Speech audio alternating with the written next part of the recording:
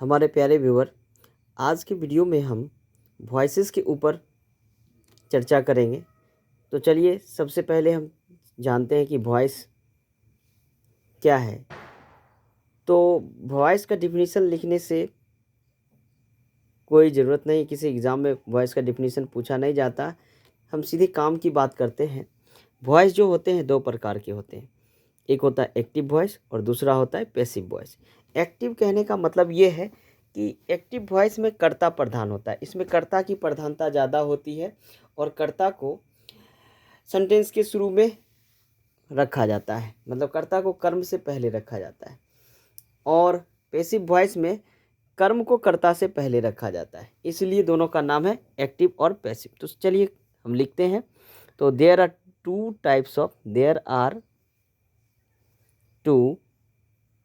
Types of voices. पहला होता है एक्टिव वॉइस, दूसरा होता है पैसिव वॉइस।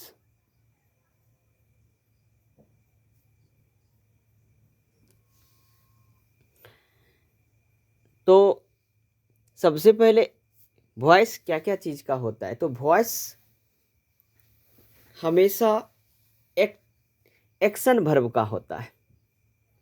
वॉइस जो होता है एक्शन वर्ब का ही वॉइस बनता है। तो सबसे एक्शन वर्ब का प्रयोग जो होता है सबसे पहले टेंस में करते हैं।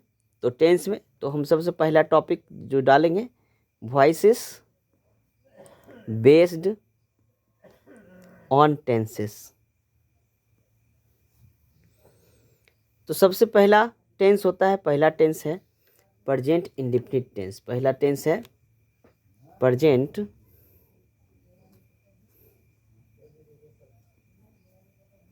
Indefinite tense.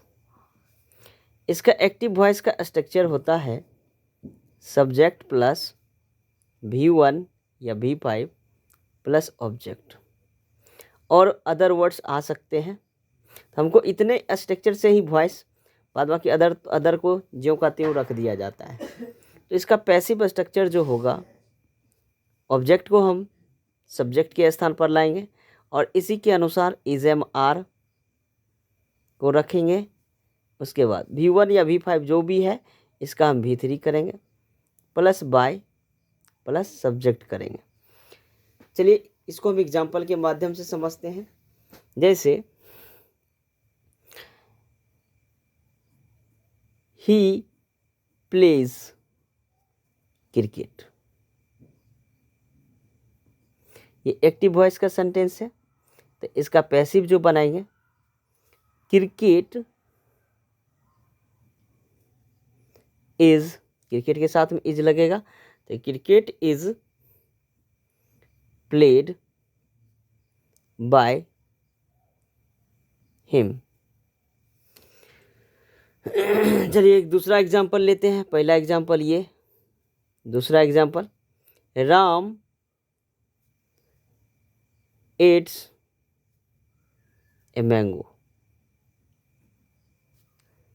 तो इसका हम पैसिव बनाएंगे, ये एक्टिव वॉइस है, इसका पैसिव बनाएंगे a mango is eaten by Ram.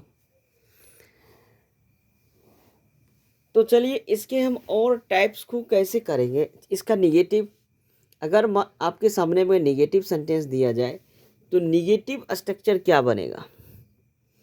जैसे ये है आपके पॉजिटिव स्ट्रक्चर का वॉइस, पॉजिटिव।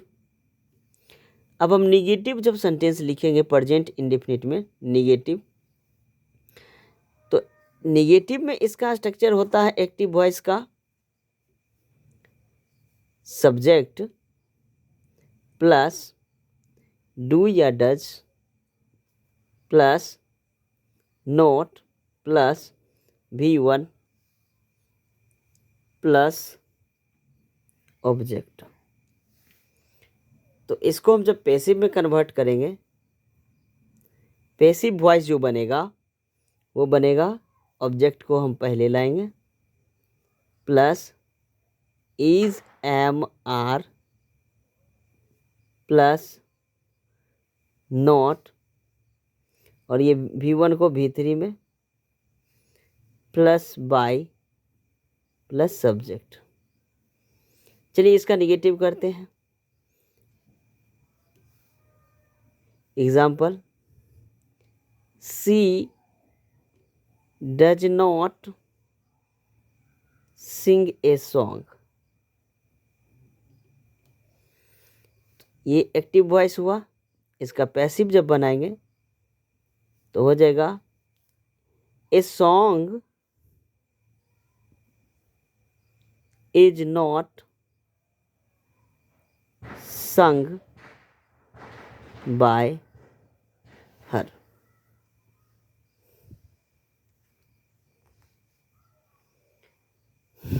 चलिए एक और एग्जांपल लेते हैं। He does not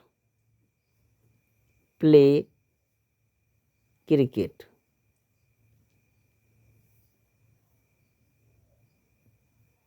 पैसिव हो जाएगा cricket is not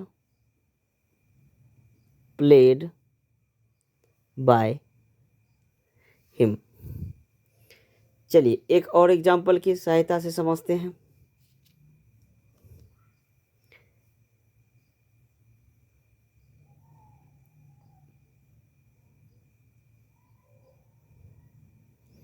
She doesn't beat him। तो पैसिव हो जाएगा इसका he is not beaten by her। तो ये निगेटिव हो गए। चलिए निगेटिव के बाद आते हैं हम इंट्रोगेटिव टाइप पर। प्रेजेंट इंडेफिनिट का इंट्रोगेटिव। तो interrogative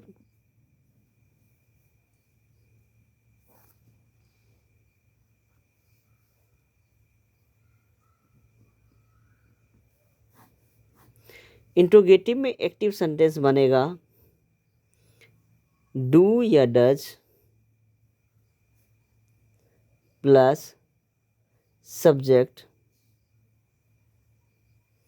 V1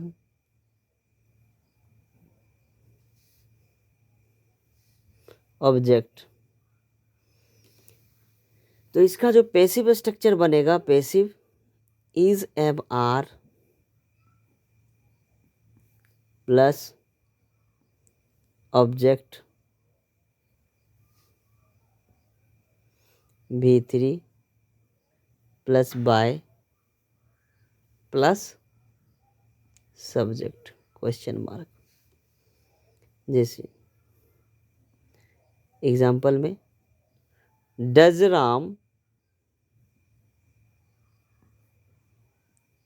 eat a mango. तो इसका हम पैसिव जो बनाएंगे ये हुआ एक्टिव वॉइस। तो इज, यहाँ देखिए जैसे डज आया तो राम के अनुसार डज पहले है। अब जो है ऑब्जेक्ट पहले आएगा, सब्जेक्ट के स्थान पर ऑब्जेक्ट आ रहा है, तो ऑब्जेक्ट के अनुसार हमें इज एम आर डिसाइड करना पड़ेगा। तो इज ए मैंगो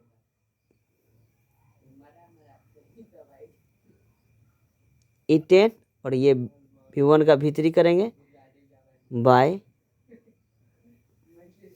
राम। चलिए एक और एग्जांपल लेते हैं।